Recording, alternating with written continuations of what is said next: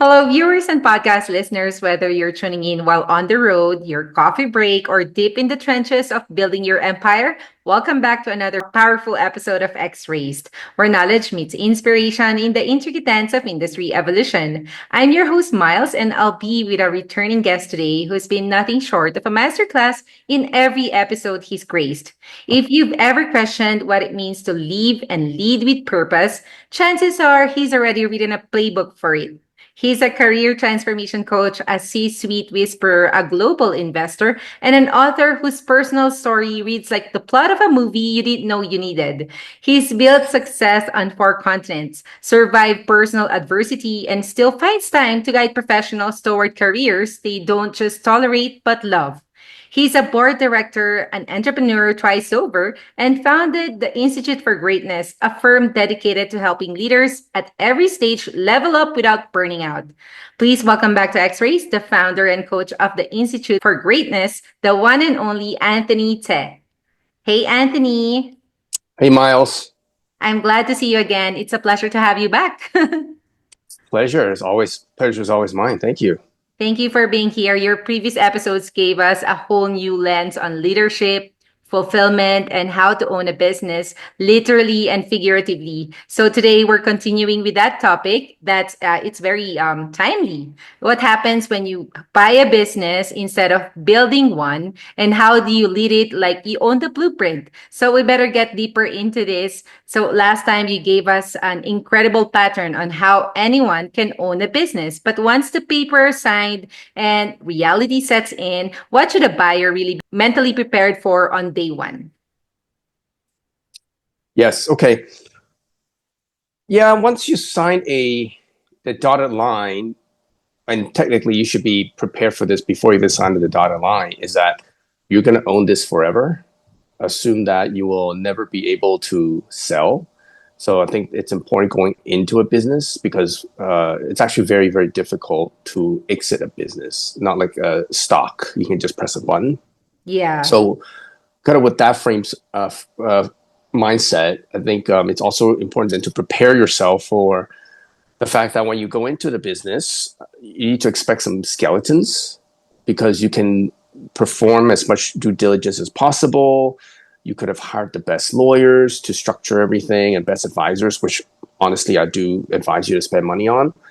But the base case is that expect things will be worse than your due diligence in every aspect. And I'm just trying to be very honest about it Mhm. because usually there's going to be there's always a misalignment of information, right? If information is symmetry, as in the seller will always know more than the buyer. Mhm. So I think that's number one. Just be conservative going in and have the right mindset. Second thing would be things like very minor details and nuances would be like you're going in and somehow there's no password to a computer, there's no password to this system and that system. You realize the product has no warranty or something like that, right? These minor things, which often could cause you kind of like the WTF reaction. I think that's actually pretty normal. Sometimes you could then have a loss of customers, loss of staff, right? Staff resign. Mhm. That's also, I'm not saying that's going to happen every time, but it's important to have that expectation up front that these things can happen rather than be surprised later on. And then ultimately, I think it's kind of like a box of chocolates, right? Again, it's like you could have done all the shopping in advance, and then at the end, when you open this box of chocolates, it's going to still be a lot of surprises. Mhm. But ultimately, it's going to be a journey that is worth taking, right? These surprises, some could be negative, some could be positive, but net is it's going to be a surprise regardless of what you've done up front. So I think that's kind of the key thing. I just want to let people know it's the element of surprise and lowering your expectations prior to getting in. Yeah. Well, so it's less I bought a dream and more like I inherited a plot twist. You're right, misinformation, especially when the transition isn't smooth enough, or maybe worse if it never happened as expected. So they really have to be conservative, as you said, and be prepared for whatever will happen. And mental prep is often the most underrated asset in business ownership, Anthony. So you also mentioned before that one big advantage of buying a business is having a built-in team and operations. But let's talk about the fine print. What kind of people or culture clashes do new owners often underestimate? Okay. Well, firstly, is buying a business often is an art rather than a science. It involves a lot of soft skills and not so much logic, right? Because ultimately, is you're dealing with people, and people are emotional. So to answer your question, it depends really on the size of the company you purchase, depends on the nature of the business and the type of the company. Mhm. So I think just to take a step back, I think a good analogy would be imagine it's your own job, and then tomorrow you have a new boss. Okay. Like, how would you feel in that case, right? And you never met the boss, but you're probably you just heard like, oh, new management's taking over. So you as an employee, you're probably a bit anxious. You're trying to figure out like, how is it going to affect Okay. me in the Mhm. company, right? Or even as simple as just like, oh, you have new colleagues coming in. Again, like you start wondering and questioning all these things, right? So this is all very normal human emotions. Mhm. And but again, this also then depends on the size of the company, because let's say you're working in a big company with tens of thousands of people. Sometimes when there's a change in management or boss, it's like, well, I never really deal with this boss directly anyway. This Mhm. guy is so far away in a different office, so it doesn't really affect me. But if the company is much smaller, and you deal with people, like you see your whole company every day basically, any change in that friction or that interaction would be so much more intimate and impactful, right? On a Mhm. day-to-day basis. So that's why I say it really depends on, as I said, the size and type of company. So if you look at the different aspects that could cause culture clashes or some of the other issues, I would say the first thing I can think of is, which is very common, is management style. Mhm. So, like a new management comes in, it could be better style or worse style, but like, how do you define what's better and what's worse, right?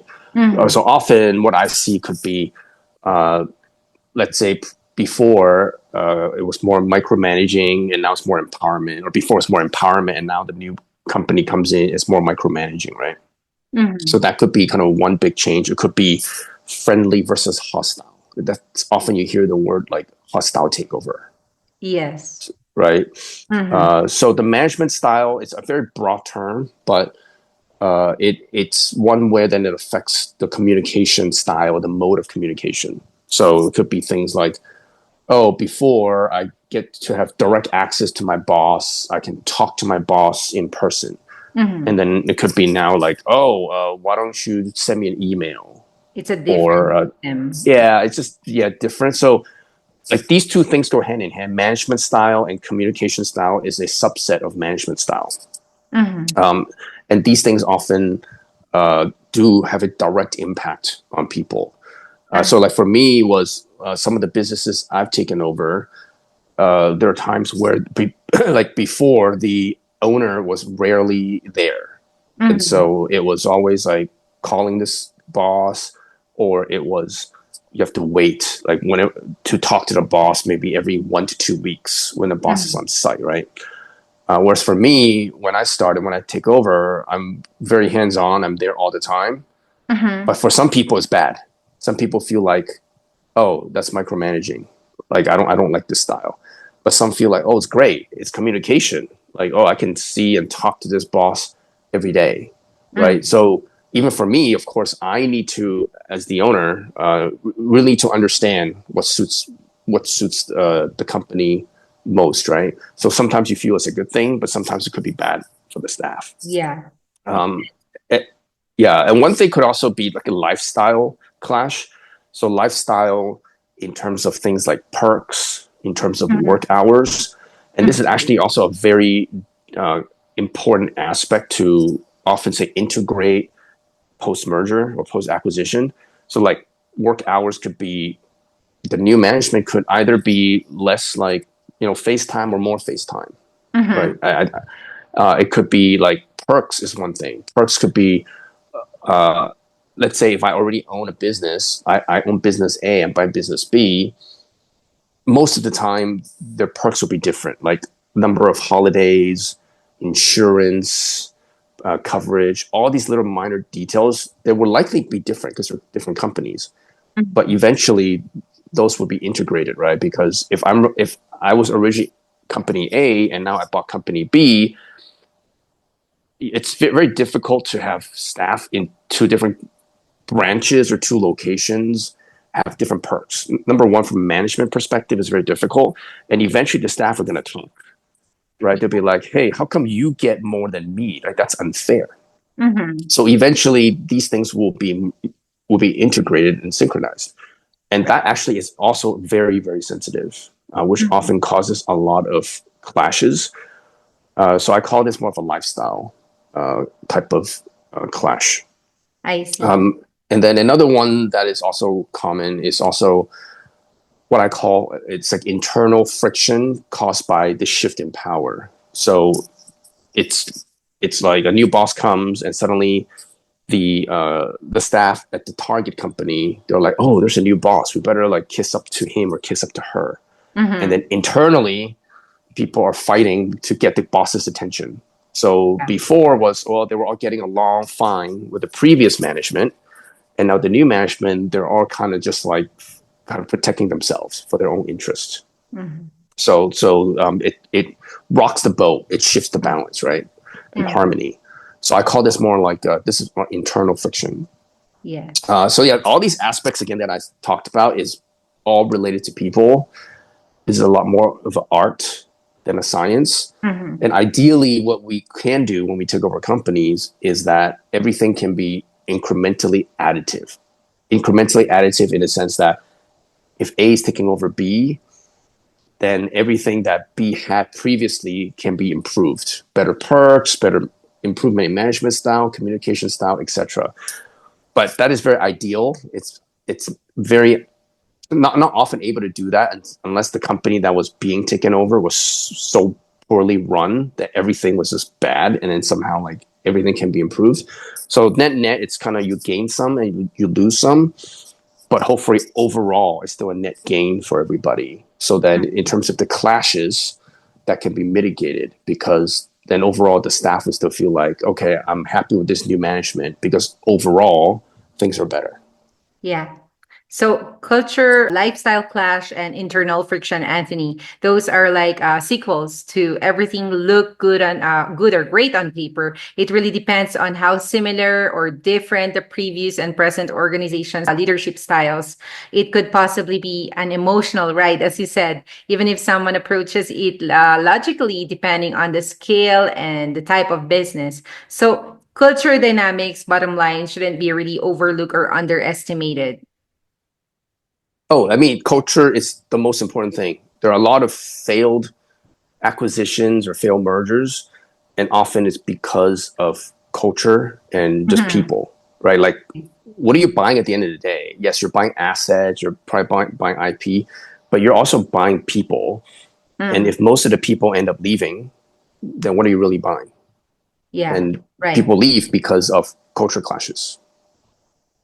Right. Now, let's say you are the new leader Mm. walking into this existing setup. How does someone lead with authenticity and direction without disrupting trust or morale, especially when they're clearly the outsider? Okay. So I will try to, well, what I'm saying here, I believe applies to many of these company acquisitions or mergers, but again, it's case by case basis. I would say in general, I personally prefer the approach of humble leadership, where when I go in to a company after a buy, I always think about how trust needs to be earned. I'm the boss. I'm the new kid on the block. I pay, ultimately, I'm the one who pays your salary. But at the end of the day is I need to work hard to earn your trust. That's number one. Because staff can work anywhere, right? It's a job. If they're not happy, they can quit and go somewhere else. So for me, I accept that as the fact. And so I need to work hard for them to trust me. So that's the first thing. Um, and it's really embracing the attitude that, yes, trust goes both ways and it takes time to build. But I prefer to accept the fact that I, as the boss, should be working hard to gain their trust rather than having the mindset that I go in there, I'm the boss. It's your job as employees to convince me to trust you. So if you look at it from that approach, I think it sounds the same, like you're building trust with each other, Mm. but I actually put myself as the one that is either equal to them, or even oftentimes I feel like I'm subordinate because I need to work harder to gain their trust. So I think that's the first thing. Second thing is really be open minded to the fact that ask for input from the staff, things like what can be improved, why are you here, like what is your purpose, why did you take this job in the first place, Mm-hmm. what can I do to make your life easier. So once you accept humble leadership, naturally it helps you become more open-minded. Now you're a lot more willing to listen to Yeah. what they have to say. And then the next thing is really empathize and think about everything from the employee's perspective. And really like what would the new boss do to what are the actions the new boss takes that would impact their experience in working at the company. So that's what I think about all the time when I go into a company. Is like they were clearly here for a reason, and they were getting a certain experience. I don't want to rock the boat yet, at least in a certain period of time. Then by doing certain actions, their experience in working at the company will change. So what is that change? So I need to understand all that Yeah. before I take any actions or make decisions. Mm-hmm. And then the other thing is it's important to identify the key employees or leaders of the newly acquired business. Mm-hmm. Again, it depends on the size, right? Like if it's really small, like a few people, then there really isn't a leader besides the former boss. But if it was a SME where there are different groups and there's like a leader in different units, it's you don't need to, as a new owner going in, new management, you don't need to talk to every staff. And it's not possible in many cases, right? Because the Mm-hmm. company is just too big. So identify the leaders, figure out what the pain points are, and get their buy-in. So that's I think that's important to do that quite early on. So yeah, it's important to sell them a dream, to paint them a story that the change will only be better. And it's going to be these leaders who's going to, once they get your buy-in, to trickle down and communicate that to the staff below them. So I think that's generally, I would say, what I do when I take over businesses. Again, there's no Uh-huh. right or wrong, but there are certain circumstances, like if the business was already struggling, the business had lacked leadership, so things are generally pretty bad and it's a turnaround situation, then in that case, I will tend to be more of an authoritative leader because if you're humble going in, which I think is great, but if the company was already struggling and people felt like there was already no leader for us, they're trying to Mm-hmm. look for somebody to say, hey, I need direction. And I hope this new boss can give us direction. So in Uh-huh. that case, I tend to be a bit more authoritative. Authoritative doesn't mean that you're going to be like mean or anything. It just means that you're going to go in there with firm decisions. It's like, okay, this is bad. This hasn't been working. I'm here to fix them. Let's just fix it now, like together type of thing, right? So I've gone in and like within the first 2 weeks, like fired people because they were toxic. I have actually asked certain customers to leave. Like for example, at the schools that I was running, like one of the school, there was a very toxic parent, Mm-hmm. which all the staff were just very unhappy about. And they're like, oh, the previous owner never did anything about it. We kept voicing our opinion and nothing was done. Within a month, I told that parent to leave. Right. So like in this case, it's a lot more authoritative than Mhm. humble. But it's certain actions like this, in this kind of scenario, where then the staff suddenly feel like, wow, like I can really trust this person. And I want to stay at the company and to rebuild it type of thing. So that's why it's tough to say, depends on the situation. Yeah. Well, that's very important in general. Presence over power, I must say, knowing deeply who you're dealing with in the future or in the present of, in this case, the business that you're acquiring, because that's going to be essential to organization success. And, sometimes, Anthony, the strongest leaders are the ones who listen before they speak. Well, based on my experience, even if every fiber of their type A soul is screaming, fix it now. And especially Yeah, in this case, trust is critical, as you said, as it's the foundation of the business relationship, right? yeah, that's right. Mhm. Now, from your coaching work, Anthony, I'm sure you've seen some rough landings. What integration mistakes tend to cost new owners the most emotionally or maybe financially? I think both go hand in hand. Usually, if something is a financial mistake, it ends up being emotional, vice versa. I think some of the key mistakes usually is the way to implement change, and change in general, whether it's positive change or negative change. Humans just don't like change, right? That's just in our nature. So I think regardless of what change is being implemented, it's very important to be transparent, communicate, and better to over communicate and give updates and really just share what the ultimate purpose is. I think a lot of people, some of my clients, when they say they're struggling with the business, is even though the change is good, it's great, but they don't follow through on this process. As I said, transparency, communication, updates, and sharing the purpose. Mhm. So I think that's number one, and this then leads to loss of customers or loss of staff. Again, because we're dealing with people. Yeah. Um, and from a customer perspective is when there is mistake. I mean, one of the worst is losing customers, because you're buying a business. For a lot of it is, again, it's the assets, the IP, but also the customers, because they're the Mhm. ones that's generating the cash flow of the business, which is ultimately what you bought.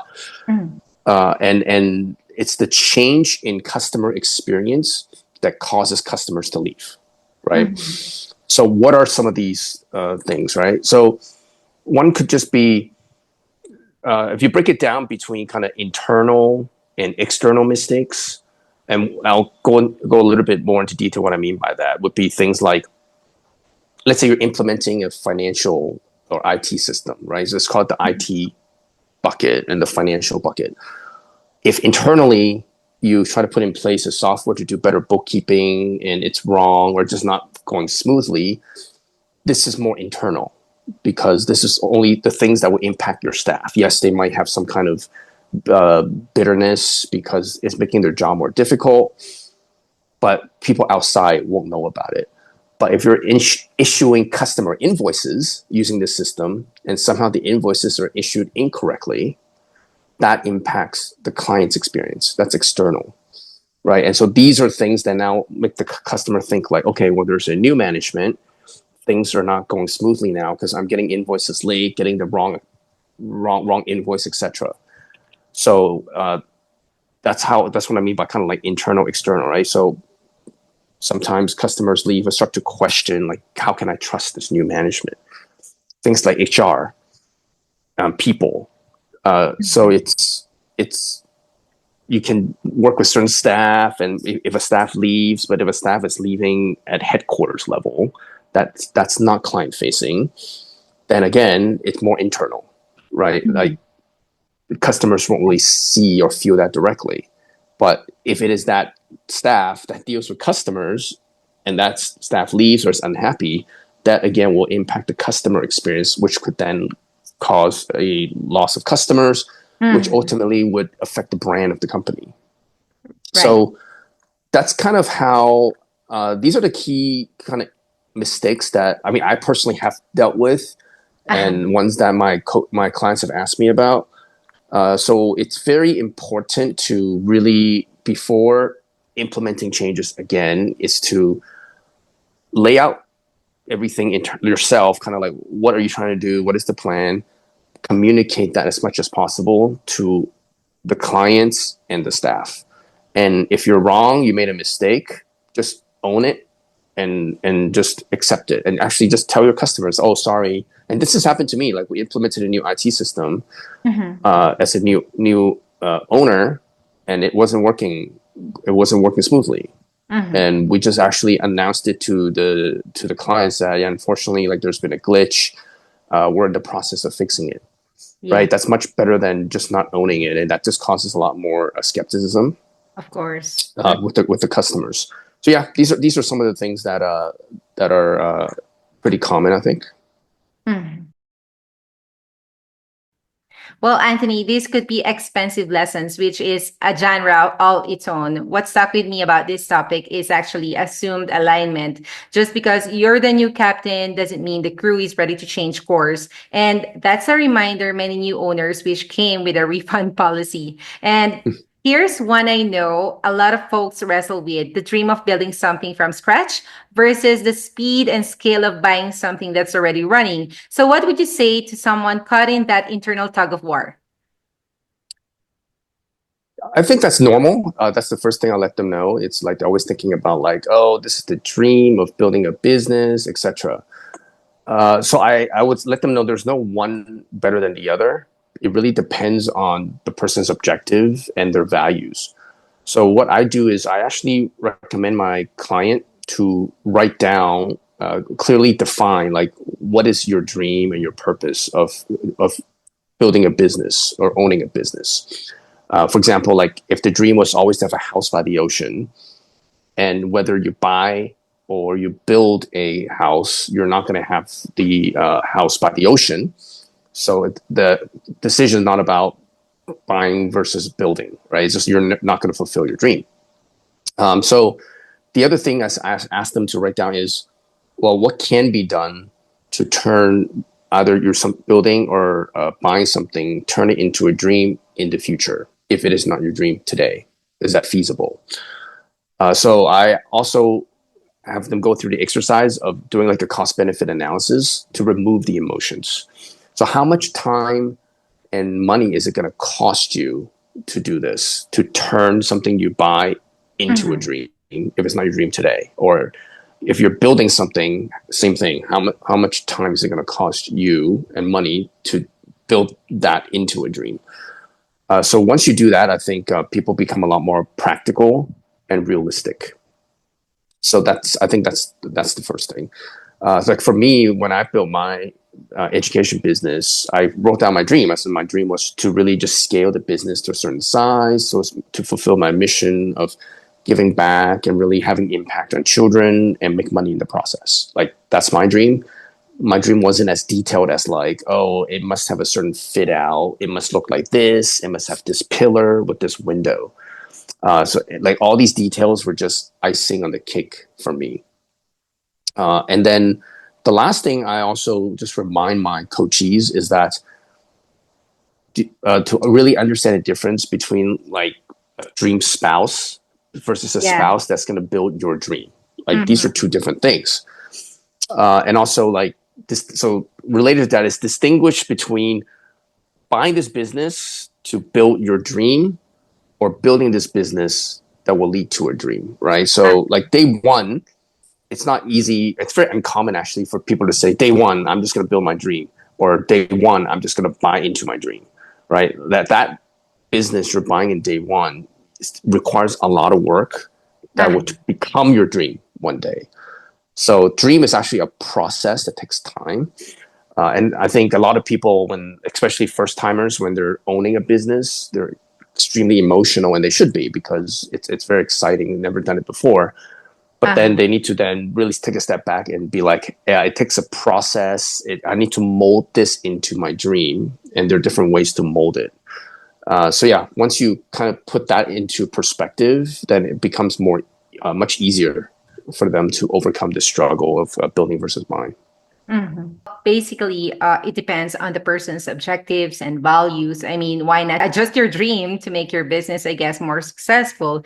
It's like choosing between artistry and acceleration, and your framework for that decision is absolutely empowering, Anthony. I guess the biggest takeaway here from your framework, whether you build it or buy it, how you lead determines what you actually own. Because at the end of the day, buying a business doesn't just mean, owning assets. It means earning people's trust, as you said. And Mm. this was definitely another knowledge packed session with you, Anthony, from setting expectations to navigating culture to avoiding the landmines of integration. You've given our audience so much more than advice, as always. You've given them perspective. So thank you so much, Anthony, for coming back on the show and once again making us all feel like more capable, grounded, and inspired humans. Thank you so much, Miles. Thank you so much for your time, Anthony. It's a pleasure to have you as always. For those tuning in, whether you're in the early stage of your business journey or you've just acquired someone else's legacy, Anthony and the Institute for Greatness can help you navigate the leadership path with purpose and confidence. Go check out ifgreatness.com. Thank you guys for sticking with us on Xraised, where we keep the conversations real, the questions sharp, and the insights flowing. Until next time, this has been your host, Miles. Stay focused and inspired with X-Raised.